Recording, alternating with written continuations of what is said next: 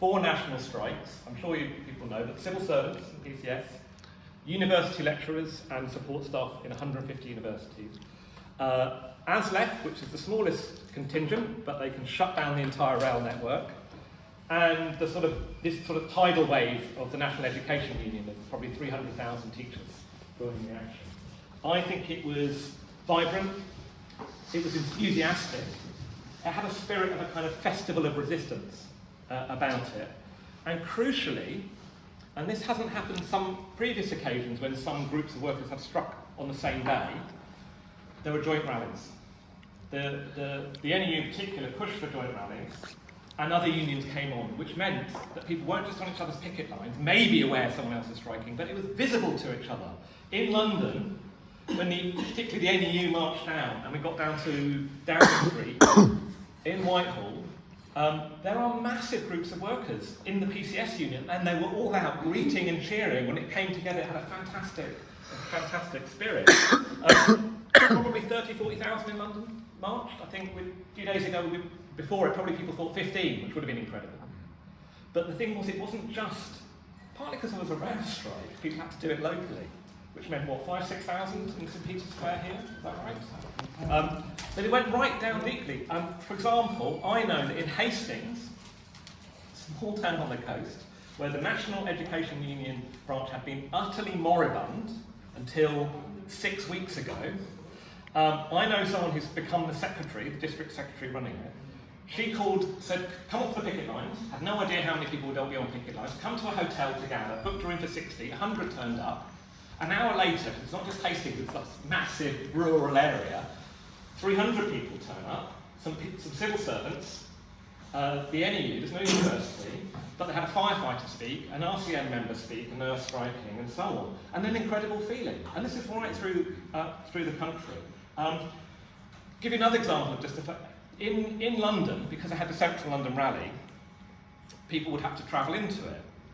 But I know some socialists and stuff who had the sense to think, hang on, a bit of an opportunity here. So in Ealing, in West London, they had the picket lines, but they said, come to Ealing Broadway, one of the tube stations. And rather than just make it a sort of logistical thing, right, build in half an hour. You can have a local rally. This won't be the big national officials speaking. This can be invite a tube worker to speak, the local NEU person speak, a socialist from the Labour Party, etc. 700 turned up. The police are saying 1,000, so he's going with 1,000, right? And then they took over a tube train, turn up at Oxford Circus, and there was the earliest fair. I know SOP members were there setting up, and they said, this is kind of, 700 teachers marching behind their banner with the district secretary with a megaphone and a copy of Socialist Workers sort of leading them. This was the feeling on the whole thing. Also, this was a new experience for huge numbers of people. We have to grasp this. I said to one South London NEU secretary, how many of your members, the last national strike in the NEU was 6-7 years ago, how many of your members are striking for the very first time? 15%, she said no, probably a quarter. Never struck before. And they both brought an incredible level of energy and enthusiasm for all the reasons Charlotte was talking about. But they're completely new to this experience, and it's a big learning curve that people are about what it's going to take to win. Okay. One of the points I want to make, I guess, is that going right back to the first part of this strike wave, remember the rail workers striking, and I'll tell you what's been in people's minds. And you go down to a picket line and say, it's great to see you out. People go, what we need is a general strike. We should all strike together. And we've heard a lot of talk of this, sometimes from union leaders, and not much of it happening. And we said we need more coordination, striking together, because if that happens, it will create a confidence, it will create a focus, it will give a boost. And I think we've got a real glimpse of the impact of that. So I think we are in a new place in this strike movement after the 1st of February than before. Worth saying, there are some more opportunities coming. I don't know if this is kind of quite got onto people's radar. The NEU is going to hold some regional strikes. In Manchester, across the northwest, they are going to strike on the 28th of February. The UCU union is also striking on that day. And the NEU is planning a regional march in Manchester, which means you can have something of comparable size, given it's potentially for all the teachers in the northwest and Does the UCU get in behind it? And if we have any influence at all, we should try and insist that there is a joint rally that come together and that other workers in dispute are invited to speak. Have people seen the firefighters, the FBU union, now has a live strike mandate? They may well announce strike dates tomorrow. Will they be on strike that day? I hope so, but they should be invited to have a presence. The junior doctors, 40,000 ballots, that will close on the 20th of February. They could be out on strike. This is a growing movement, in other words, is what I'm saying. And on the 15th of March, the National Education Union has a national strike, the PCS Union has a national strike. It looks increasingly likely that the tube workers in London will also strike. There's a bit of momentum. Will other unions come on board?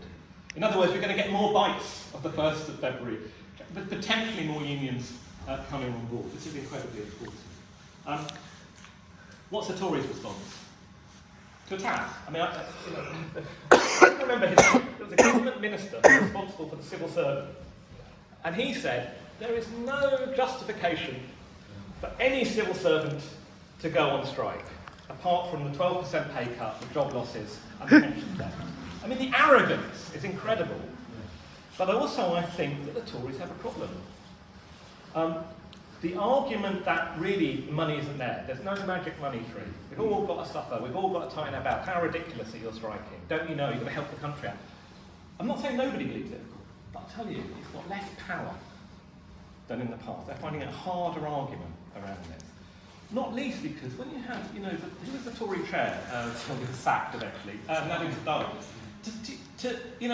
to not pay because he forgot 5 million tax on possibly whilst he was the Chancellor of the Exchequer and responsible for tax collection, but then also just to pay it.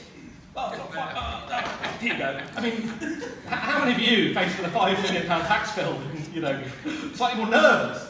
I mean, and Sunak himself, actually, I mean, it's a huge political error by the Tory party to put probably the richest person in Parliament in the last 2 centuries in charge of the argument that says you can only get 2% and have a pay cut. I mean, did you see that story? I mean, one of many, but it's a 2.25 hour train journey to his constituency, right? In Richmond, North Yorkshire. Can't possibly do that. So he goes by private helicopter. But don't worry, we're not paying for it. He pays for it. 16 grand in November and December. Who has 16 grand for private helicopters? I'll tell you, the ruling class, actually. That's how they travel. That's their private mode of transport. This guy is in a stratospheric different world than the rest of us. What the Tories are doing, however, to the extent that they have any plan, because I think they stumbled into this, is to try to ride it out and wear it down. They are doing something that Margaret Thatcher tried to avoid very carefully. Margaret Thatcher very carefully said, I don't want to take on everybody at the same time. One by one. In the SWP at the time, they used to call it salami tactics. She didn't want to fight on every front until the poll tax. It's history. But Sunak is fighting himself with more and more unions go on strike. And therefore, I think they're desperate to end the health strikes. But they're terrified if they offer any more money, other groups of workers will either join the strike wave or say it's worth sticking it out, because when he says there's no money, and it's an independent pay review, they don't mean it. We can beat them. So at the minute, they're simply trying to ride it out. And here, I think, is where it's not enough for us to celebrate the struggle. We have to celebrate the struggle. Something is changing here, that spirit of fighting back. But it's not enough to do that alone. Because if we're honest about it, and here I think we have to combine enthusiasm, excitement, boldness with a kind of steely-eyed realism. We have not yet had any big victories. There are victories. Groups of bus workers, refuse workers, all sorts, have won victories. But on the big national strikes that millions of people are aware of, we haven't had those big breakthroughs yet. And how these things are judged in workers' minds will be, not just wasn't it fantastic, but when we struck and lost money and stuff, did we win something? Did we win more power at work and a pay rise and stop redundancies? That will give people more confidence. So we need to win. The stakes are high. What you don't want to be is an activist in a year's time saying we need to strike, inflation is still... Oh, we tried that. Didn't work. So we need victories here. And here I think there's a problem. Because how are we going to win I think it's clear that it requires an escalation in the scale and intensity and frequency of action.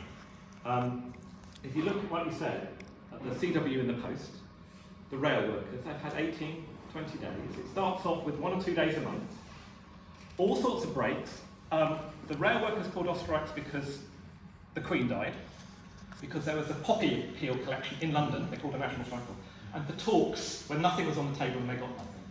And when they went back out in strike in December, they hadn't been on strike for 2 months. I was quite shocked when I learned. Then they intensified it. It was quite big action, wasn't there, in the Post and before Christmas, and then nothing again. Both those unions could have struck last week and expanded that strike. They didn't. There's a problem here. They're not breaking through because of the strategy they've adopted. The health unions decided not to join on the 1st because they thought, we want to make a case, everybody loves nurses, we want to make a special case rather than come in on a big class-wide action. It's a mistake, I think. And I don't think it's a mood you meet on the picket lines. Not at all. People want to strike together. I don't know how closely people follow this as well, but I'll tell you, a lot of union leaders will settle for a hell of a lot less than they should do. In Wales, the RCN, the nurses, were due to strike on Monday and Tuesday, like in England, and the ambulance workers in the GMB. The Welsh government said, we've offered you 4%, we will offer you another 3%, but half of that is just a one-off payment. You get it this year, but never again. So it's really 5.5% and a little bonus. The actual claim that the RCN asked people to ballot over was 19%. So it says that they're prepared to settle. And what they did is they're asking their members to vote on it. Okay, don't think they should, but okay. But they also called off the strikes. And then said if Rishi Sunak offered that in England, we'd call off the strikes. My experience, talking to some RCN members in London, not happy at all about this. And beginning to, they say, but we're supposed to be a member-led union. This is what everybody in every union says, right? Or it's always we're member-led, unlike the others. No. You can see there's a democratic deficit beginning to emerge about the nature of those disputes. Okay. And therefore, if you like, when we talk about what's required to win, we have to confront the fact that there's an obstacle here, which is the caution, the pessimism, the limited horizons, and actually sometimes the desire to keep things under their control of the union leaderships and the wider trade union bureaucracy at the top of the union. And therefore we have to challenge it. And here I want to say something, because what do you do about that? We can all agree, maybe we don't all agree, I'm just saying we could all agree, and many people think we need to escalate. Why don't they do this? Well, absolutely right. And being clear about that, what do you actually do about it? And here I think we have to start thinking, are there steps, however small, that can begin to organise people to start to push for more action and shape things and begin to take more democratic ownership of the direction of the disputes at the hands of ordinary workers, the rank and file at the bottom of the unions, as it were. What can we do about this? Well, one thing, we have to pay attention to what's happening in universities. It's not always the most visible strike to people, rail workers, nurses. In the universities, however, they have launched an escalation of the kind of thing we've been talking about should happen. They are taking 18 days of action starting last Wednesday to the end of March. So that's not spread over 6-7 months, and it's not stop-start. They've got to, the employer knows and the union knows it's serious. 1 in 3, a third of the UCU branches, there's about 150, wanted more than that. They wanted indefinite action. That's a word that's kind of been lost in discussion. It means you go on strike without an end date. You either choose to end the strike because you've beaten the government, or the employer, or you can't sustain.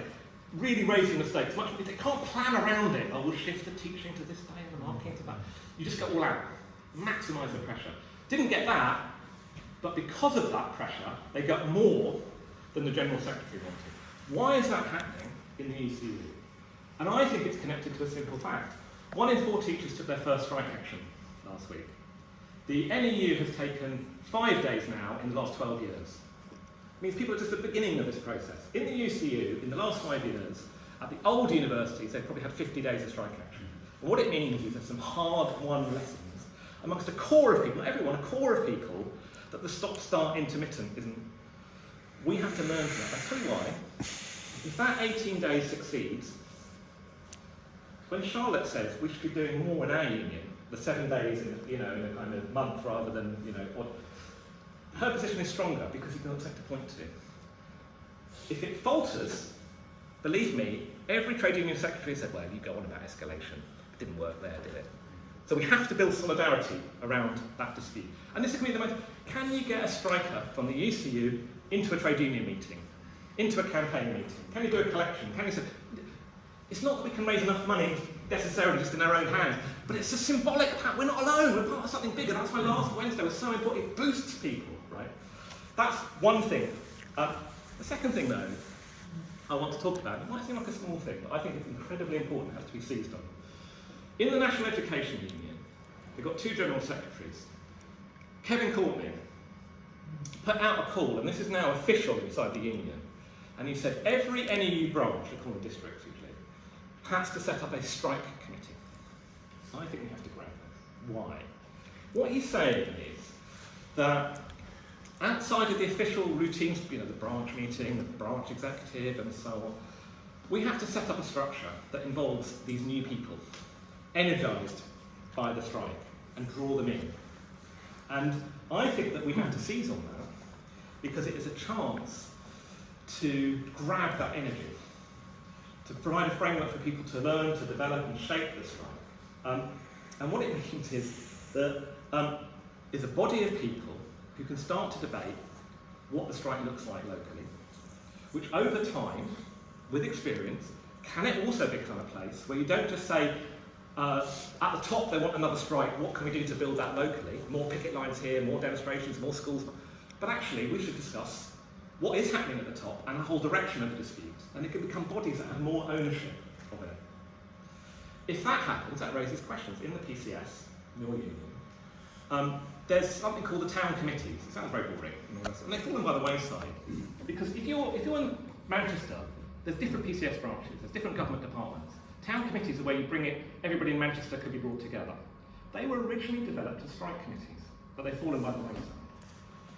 You can say, look what they're doing in the NEU, shouldn't we be doing that in the PCS? Shouldn't we be doing it in the UCU? Shouldn't we be doing it in the C? These are little germs that we have to take concrete steps forward. When people are striking together, again, there's opportunity. These are very small things, but important to me. In Cambridge, where they had the NEU and CW, and all the rest of it, the NEU and the University Lecturers March, 1,000 people. Afterwards, a handful of activists from the CW, PCS and NEU sat down to say, what do we want the next strike to look like? How can one of the bullet points is that we need a general strike. So somebody was thinking about the bigger picture as well. These are little networks of activists, small, modest, that can be the germ of the idea that we have to take more control of those strikes. And here, we have to learn some French lessons. Normally, when there's huge strikes in France, we're all like, this is fantastic, why can't we have it here? Now, I don't think we even notice because we've got, but we should notice. Massive strikes are taking place in France over Macron's attempt to raise the retirement age. But there is a scale of militancy at driving them. If you read the reports about the port and industrial city of Le Havre, practically cut off because they blocked all the roundabouts, they blocked the road, they shut down the port, the chemicals factory, the car factory, the motor engines factory, etc. Right? Very, very tough. One of the things in France, and it's a tradition going back to about 95, is something called general assemblies. They don't happen everywhere, they don't happen all the time, but they where groups of union activists, and sometimes non-union activists, come together in maybe a part of Paris, or in a regional city, around the Gare du Nord, if you know it. These things sometimes happen, quite militant groups of workers, and they plan the action that's taking place. And sometimes, if they don't think those at the top are being militant enough, they try to push beyond the constraints that are happening. So in 2019, there was very militant strikes, and it looked like the union leaders were going to settle over, we're going to use Christmas to wind it all down, Christmas truce. And it was those general assemblies in some key industries and key networks that pushed to say, we're going to strike on the 26th of December. And actually, that meant the movement wasn't broken, and Macron was defeated. He's now trying to reverse that. So this is a little vision of kind of where we want to go. Now, such rank and file networks at their very height have existed before in Britain. But when there's a tension, a clash between those at the top of the unions and the desires and interests of ordinary workers, there have been moments when people have developed rank and file organisation. At their very height, these have been incredibly impressive. In 1917, delegate bodies, called the Shop Stewards and Workers Committee movement, could call out 200,000 engineering workers in 48 towns on strike. That's pretty serious. I have to be honest, we're quite a long way from that. That's not what I'm saying Kevin Courtney's strike committees will be doing next week. But I don't just want to dream, I want to think what steps can we take now to just move things forward, And we have to be very, very serious about this thing. So to me, we have to have clarity about what we want to fight for, but we have to think about how do we pull and create organisational forms, i.e. find other people who agree with us and work with them to try to push these processes forward. This is urgent, I think. The last thing I want to talk about is what's this got to do with socialism? Everything. Because, and I'll tell you why, there's someone that used to talk about how there were two souls of socialism. And what they meant was, there's a version of socialism which is really that it's about getting Labour into government. And they will then, on your behalf, because your job is to vote for them, they will then make progressive social measures that could lead to socialism. And I think the reality is, even a Labour government led by Jeremy Corbyn, who never got that far, would find itself powerless in the face of an assault by big business and the state. Now, there's always been another tradition of socialism, which goes right back to Karl Marx. It's the one that the Socialist Workers Party stands in, which is a socialism from below. In other words, that we think socialism is not born out of electing people to act on your behalf in government and so on. It's born out of the collective struggles and power of working class resistance. That capacity to paralyse the key lifeblood of capitalism, profits. You get a little flavour of this, don't you, in the strike? But also, who does all the work? You know, the essential workers, we do. We have the power not just to stop their system, but to run it, to run the economy, to run the workplace, to run in our own image. And do you know what? For the last 30 years, that's been a hard sell. Right? You think the working class can change things, but aren't people too precarious? Aren't there any big workplaces? There's no miners anymore? People are just victims, they can't, maybe they're workers, but they've got no power. Now, I'm going to exaggerate slightly, because there are still arguments.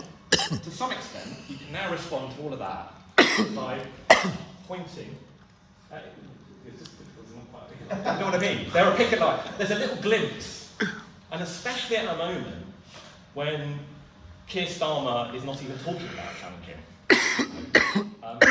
He is not on the side. There's a lot of people open to a different kind of politics. It's a politics of rank and file, working class struggle that we think contains the germ, the seed, to develop, if it develops its power, to not just fight for higher wages and so on, but begin to challenge all the priorities of capitalism. Developing that also means we have to raise politics. I think what Charlotte said, how political it is. You know that you do still get that, don't raise politics on the picket line. The RCN, don't raise politics, this is not political. You know, how can the argument over what part of society's wealth goes to health not be political? And you have to. Because you can ignore politics won't love you. When Rishi Sunak, this is the other part of the Tory strategy, when he did his 5-point plan for the cost of living, you know, the first 4 points were ridiculous, obviously, but you know, whatever. Then the 5th one is, I will stop the small boats. Yeah. What's he saying? He's saying small groups of desperate refugees fleeing war, poverty and climate change are a threat to your living standards. And you know, that means we are starting to see nasty little protests against refugees who are being moved to hotels dispersed forcibly around the country. That racist movement is a direct threat to the multiracial picket lines that you see all around us. It cannot be ignored. You have to take up these arguments. But equally, climate change. How are we going to stop climate change? It's not going to be, as you say, we're run by people who are really climate deniers. So they'll happily take society over the edge, right? Where's the power? Where the social power to really address climate change, and that means reorganising society away from profit, is in workers' struggles. And therefore, this is the path that we want to head down, to build on those kind of politics. And I think that equally, think about the movements we've had in Britain. Black Lives Matter, sweeping through British society, the climate change movement. These have had an impact. Those young teachers, those young PCS members on strike for the first time outside government departments and tutoring, they're shaped by these. It energises them, it creates activists, it gives bigger horizons. Unions and the sort of strikes ignore those at their peril, they strengthen things. Different example, in France, do you remember the Yellow Vest movement? Very militant movement, wasn't really based on the organised working class, about fuel poverty and austerity and so on. In the end, the spirit of that movement had an impact on the workers' movement. One of the reasons why the 2019 strikes beat Macron is because the Yellow Vests and the strikers came together. These aren't separate things. And what our task is to find, and they're more visible because you find now people on the picket lines who support the strikes, who are talking about, find the individuals who share this kind of perspective that I'm talking about. And they have to get organised. Because if they're organised, the impact is amplified. That has to be given a political expression. And that is essentially what the Socialist Workers' Party is trying to do. It's not going to have the 500,000 members that Corbyn's Labour has, probably rather less now at the start. But it is a much clearer, if you like, sharper instrument that is focused on where the real power is and how we can overcome some of the obstacles to developing it further. I think the ruling class is set on making us pay for the crisis. There's no question about it. Whether the working class ends up accepting this or revolting against it, I think is an open question. It's not yet settled. And the question of a strategy to begin to try to win these struggles and then push them further comes back to, is there a network, is there an organisation that can play a part in pushing that forward? That's why we're asking people to join the Socialist Workers.